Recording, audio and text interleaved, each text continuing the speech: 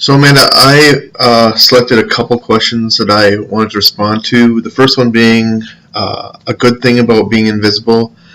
Um, I come from a small town, and at all our sporting events, there was the same man that came before the game and helped set up for whatever event was going on, or stayed after and tore it down. He often ran the clock or kept score of the games and never really expected anything in return. And um, no one really knew who he was other than the people that were putting the games together, or the few athletes that took the time to actually, extend a hand to him and learn to be with him. And that's an example of someone being invisible and still being a good thing. I also worked at a grocery store where there was a lady that worked, and she was behind.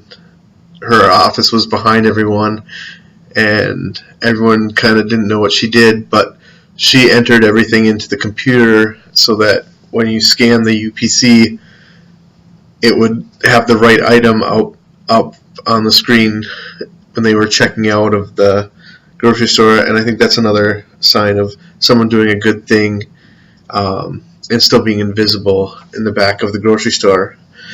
The other question I wanted to sound off about is what is the significance of music and text? Recently I went and saw Les Mis in the Orpheum in Madison, and the music really brought the show home. It really connected the scenes together and made you realize that without it, the show would not have been the same. And that orchestra played from before the play started till after the last curtain was called, and it was amazing how that music really brought that play out to the audience. Another thing that I can remember is there's some YouTube videos of Star Wars without the music, and there's a scene where they're about to accept awards, and without the music behind it, it's a really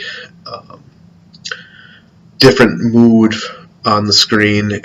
But with the orchestra playing behind it, it really brings it to what it was meant to be, like a celebration of these people's heroicness. All right.